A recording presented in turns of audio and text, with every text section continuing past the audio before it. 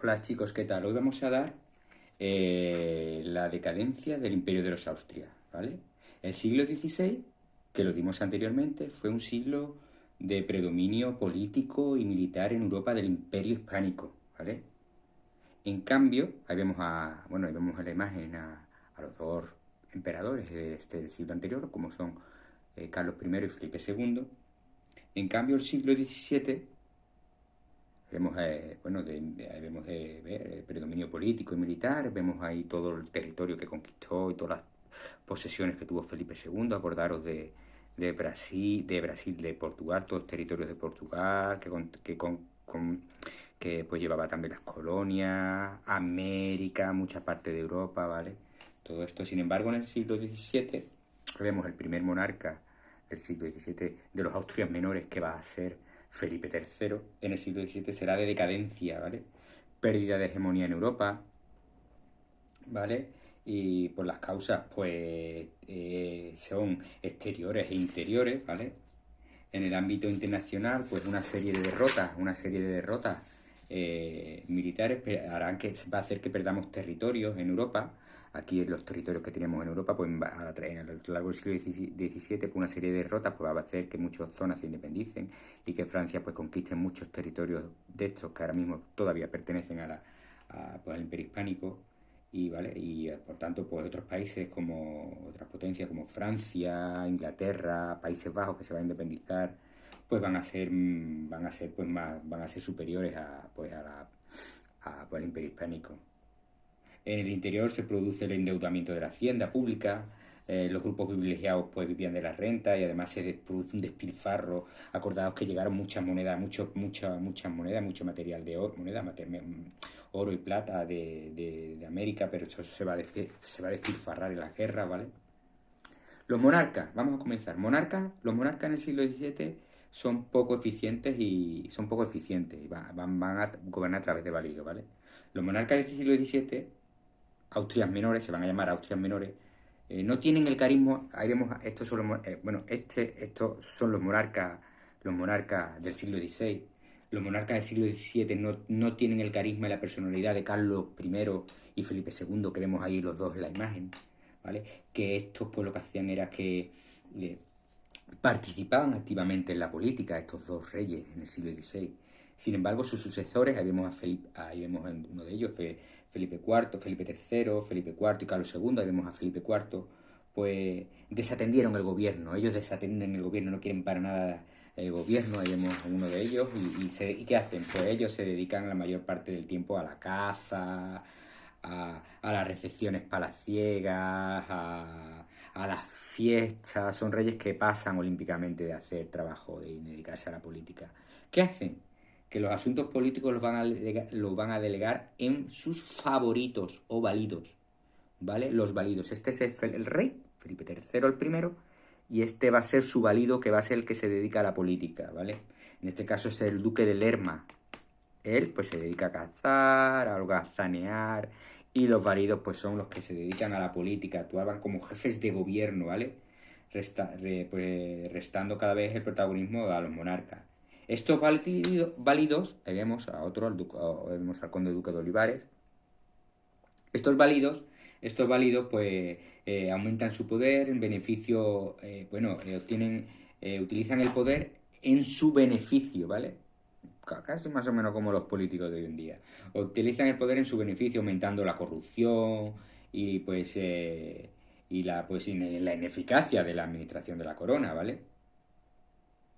El cargo de válido pues llegó a acumular tanto poder que la corte era pues un nido de intrigas, ¿vale? Para ver quién subía más, quién quería pues adquirir el cargo de válido, ¿vale? Encabezado por nobles que querían pues gozar del favor real para convertirse en válidos. Eso fue una crisis, claro. Además, otra cosa es, además con el gobierno de los favoritos, pues se hizo habitual que los cargos de la administración del Estado, funcionarios y además pues los honores como los cargos eclesiásticos, las encomiendas, pues se vendiesen a cambio de dinero y favores personales, ¿vale? Oye, mira, yo te doy el cargo de, de obispo de Tarragona, pero tú a cambio, eso lo hacían los válidos, tú a cambio dame 10.000 reales. O hazme un favor, mira, que este me haga esto, ¿vale? Entonces eso era un nido de corrupción. Otra causa fue la crisis financiera, ¿vale? La quiebra financiera. La mayoría de los metales preciosos, ahí vemos el puerto que llegaban el puerto de Sevilla, donde llegaban los metales. La mayoría de estos metales apenas pues se detenían en la península ibérica, ¿vale? Su destino era pues financiar los ejércitos que se mantenían en Europa y pagar también pues los productos, ahí vemos los productos que llegaban, los productos de importación que se compraban en el exterior, como aquí no había industria ni había nada, aquí lo único que había era nobles que vivían de las rentas, pues tenían que buscarse los productos en el exterior y entonces pues es con esa plata, entonces todo salía fuera de esa plata para pagar a los militares que guerreaban pues por Europa y para comprar los productos, ¿vale? Cuando incluso la plata y el oro no era suficiente para sufragar los gastos, pues la Hacienda se veía obligada a pedir préstamos a banqueros. Ahí vemos un banquero, le pedía préstamos, ¿vale? Que exigían un elevado interés, ¿vale? Y aumentaba con tanto, tenía que aumentar los impuestos. Incluso muchas veces ante la imposibilidad de pagar los gastos, pues se declaraban bancarrota. Y vemos un momento que aquí en bancarrota, 1600, 1612, 1654, que ya no le podía pagar ni a los banqueros, entonces se declaraba en bancarrota y ya pues no pagaba, ¿vale? Otra causa de la crisis era pues que la sociedad era un poco productiva, ¿vale? En España las principales fuentes de riqueza era la tierra, y vemos la tierra.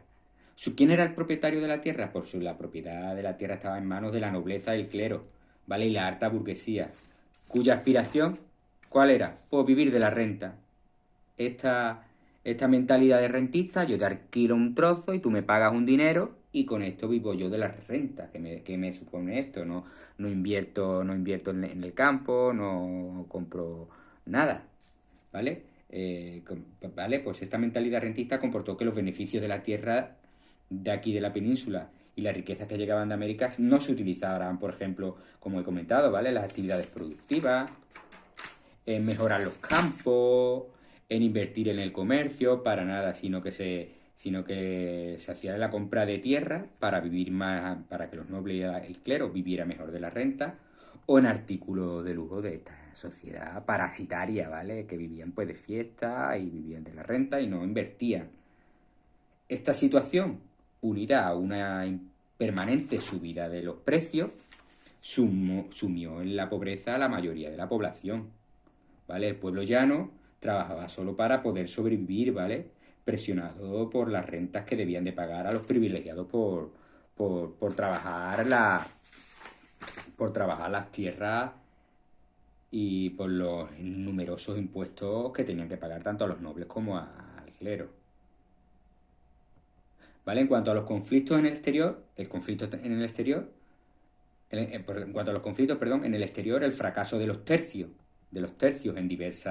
en diversos conflictos, y en especial en la Guerra de los 30 años, y en el interior, las propuestas contra centralizadoras de Olivares, como vemos ahí, conde duque de Olivares, que era un válido de Felipe IV, provocaron una grave crisis que veremos, ¿vale? La Guerra de los 30 años. Tras las guerras que ocuparon a Felipe II, el último de los Austrias mayores, el primero de los Austrias menores, Felipe III, que lo vemos ahí, ante la grave crisis económica, pues tuvo que poner en marcha una política diplomática de paz, ¿vale? Entonces, para poner a estos conflictos, se llegaron a acuerdos con Inglaterra, la paz de Londres, se firmó la tregua de los 12 años con los Países Bajos en 1609, ¿vale?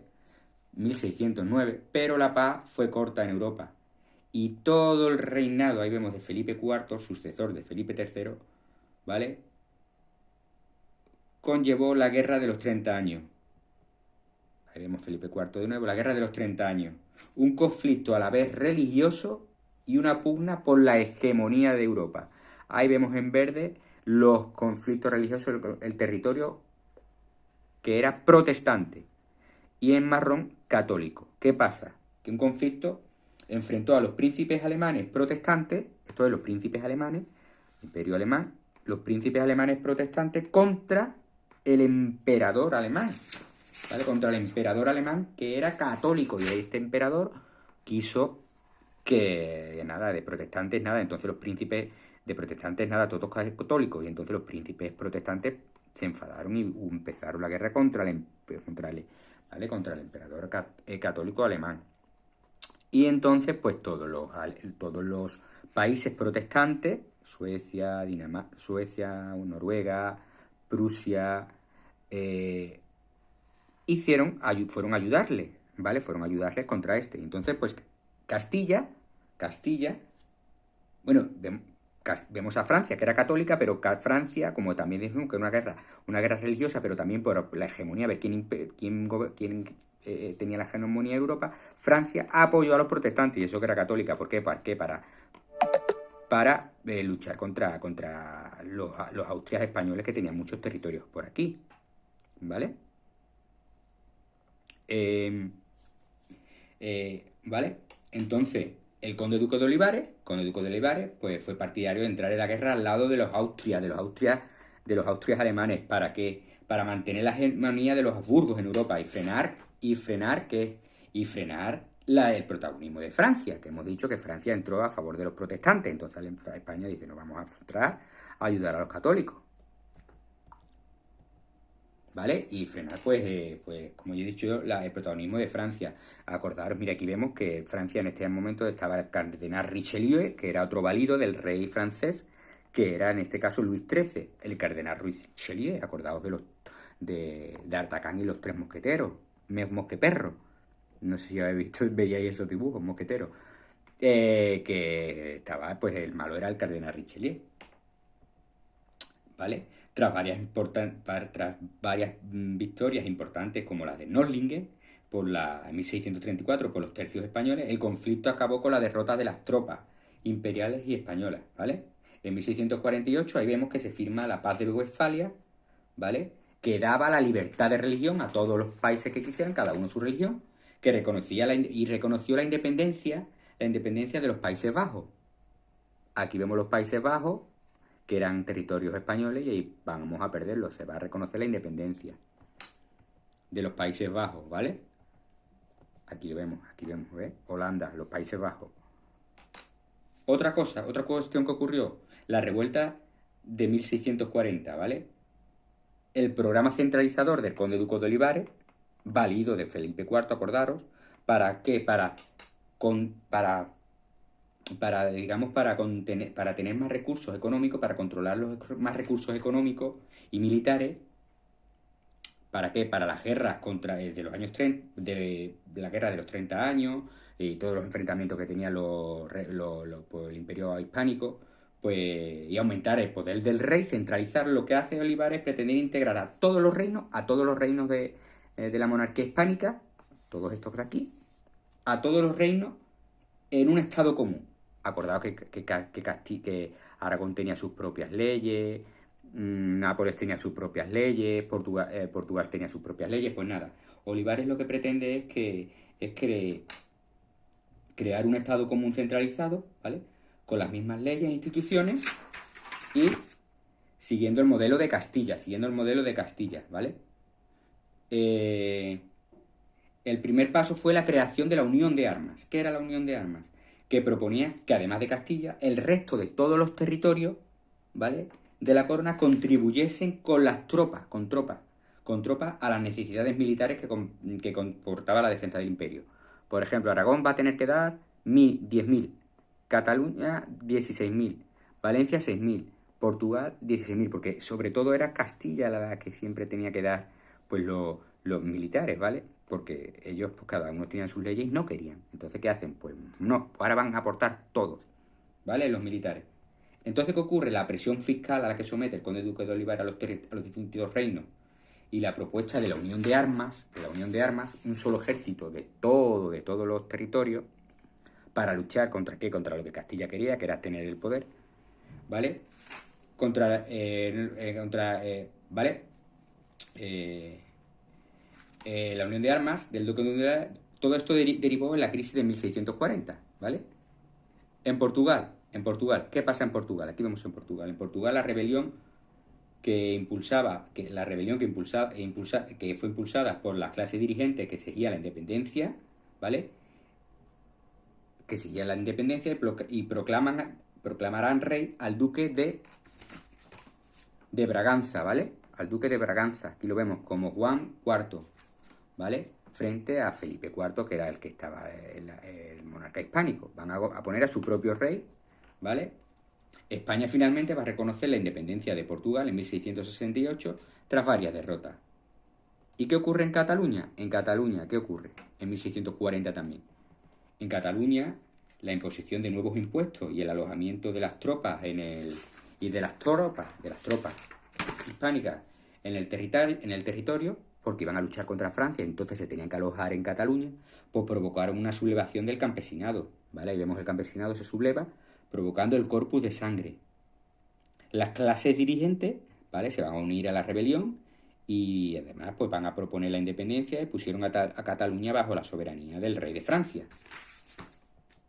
La lucha por la independencia se alargó 12 años y finalizó en 1652, cuando Felipe IV, ahí vemos a Felipe IV, conquistó la ciudad de Barcelona. ¿Vale? El reconocimiento del poderío, de la soberanía de Francia, del predominio de Francia, ¿vale? Como dimos tras la firma de la paz bueno, el reconocimiento de Francia es otro tema, otra parte, ¿vale? Ya hemos visto la crisis de 1640 y ahora el reconocimiento de la preponderancia de Francia frente a la monarquía hispánica. Como dijimos, tras la firma de la paz de Westfalia en 1648, donde perdimos territorio, los enfrentamientos entre la monarquía hispánica y Francia continuaron, ¿vale? Sin embargo, ya en 1659 se va a firmar la paz de los Pirineos, ¿vale?